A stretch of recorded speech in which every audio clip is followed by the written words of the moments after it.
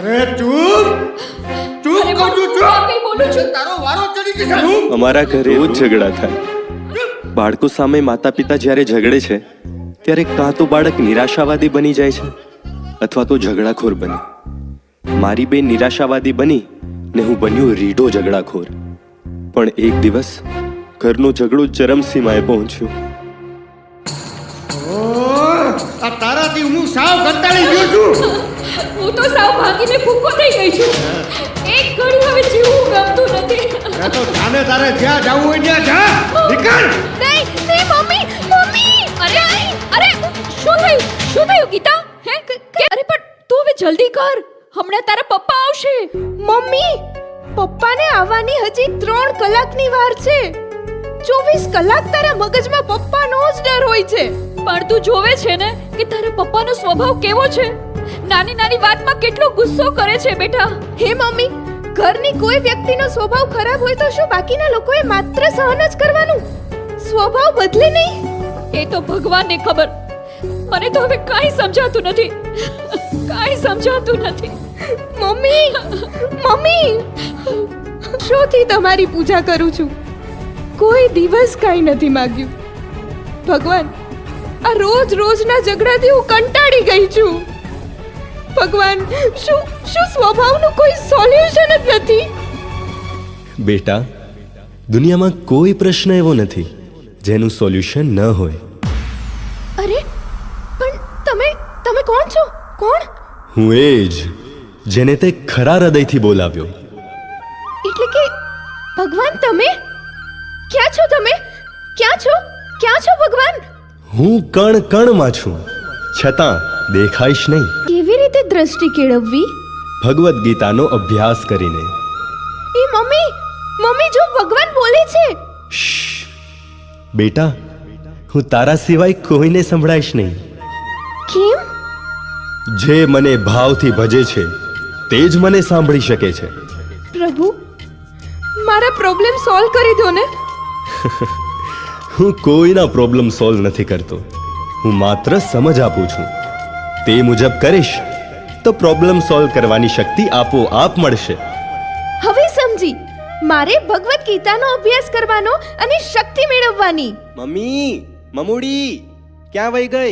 મારા ભાઈ જેવી ભારતની આ યુવા પેઢી મોબાઈલ વ્યસન અને ફેશનથી ચડી રહી છે વિનાશની સીડી.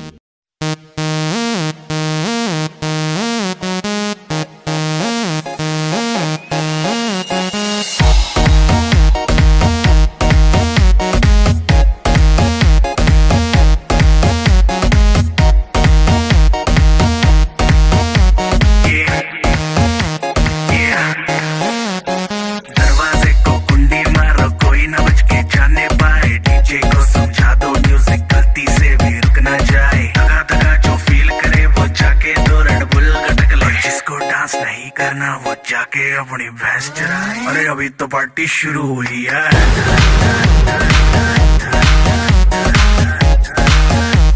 अरे अभी तो पार्टी शुरू हुई है.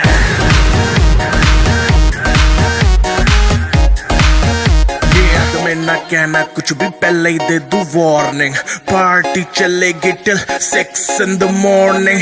जी भर के ना चले वे भी नाच नाच के तोड़ दे सैंडल. आंटी पुलिस बुला लेगी तो यार तेरा कर लेगा हैंडल. सूचना जनहित में जारी, जिसको अपनी जान प्यारी. चुपचाप वो फ्लोर पे आए, फ्लोर पे आके नाचे गाए. नखरे वखरे ना दिखाए, शर्म तो करते बाय बाय. माइकल जैक्सन वाले 2-3 एक्शन करके दिखाए. पार्टी करनी है हम पार्टी करेंगे, किसी के भी पापा से नहीं डरेंगे. हम हैं बेटे हम, बाकी सारे पानी कम.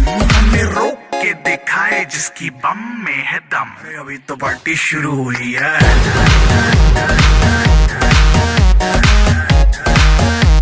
अरे अभी तो पार्टी शुरू हुई है.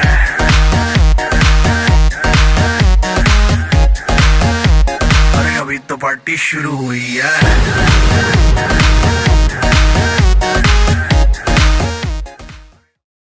અરે બેટા, આજે તારો બર્થડે છે ને, તો આજે તો ઘરે રોકાઈ જા. ના હો, આજે કઈ ઘરે ન રોકાવાનું હોય. પણ ક્યાં જવાનો છે? અરે નક્કી નથી ભાઈ. હા પણ કોની સાથે જવાનો? ફ્રેન્ડ સાથે, બીજા કોની સાથે? પણ પણ એ કયા મિત્રો છે તારી સાથે? એ કેટલાય છે ભાઈ. બેટા ક્યારે આવીશ તું? જો મારી રાહ ન જોતા સૂઈ જજો. મારું કઈ નક્કી નથી હું ક્યારે આવું. અરે પણ આજની પેઢીનું શું કરવું? ભલે મળે ગમે તે સજા, બસ કરવી છે મજા, મજા ને મજા.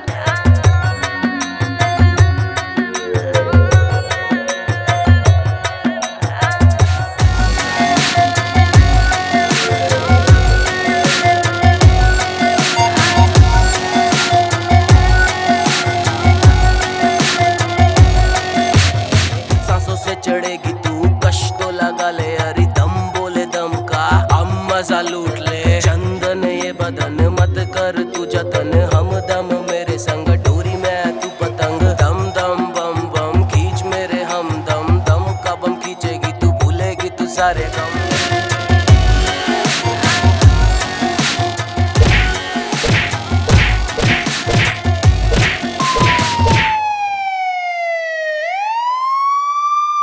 Breaking news. बर्थडे पार्टी में दोस्तों ने जम के लगाए लात और मुक्के. एक लौते बच्चे की बर्थडे के दिन हुई मौत.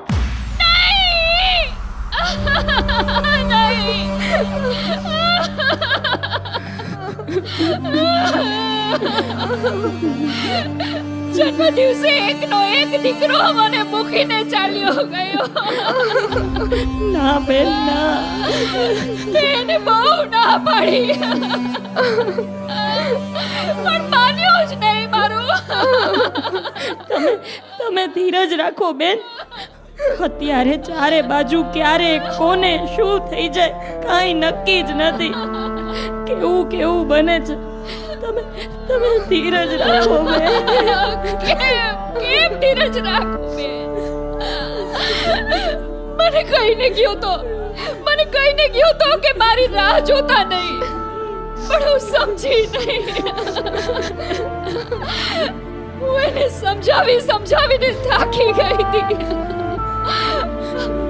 આ છોકરાઓ સમજતા જ નથી. શું કરવું બેન, શું કરવું?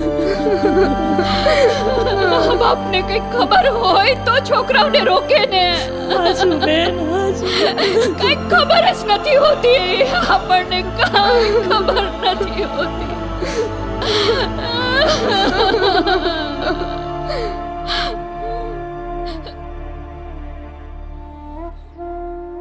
જોયું ભગવાન, બાળકો અને યુવાનો મા બાપના વશમાં નથી, શિક્ષણના સિલેબસમાં નથી, ધર્મમાં કોઈને રસ નથી, રાજકારણની નસે નસમાં નથી, તો યુવાનો કેમ બદલાશે? બધું કર્મને આધીન છે. કર્મ વિચારને આધીન છે અને વિચાર ઘરના વાતાવરણને આધીન છે. એનો પ્રયત્ન કોઈએ કરવો પડશે. હું પ્રયત્ન કરીશ.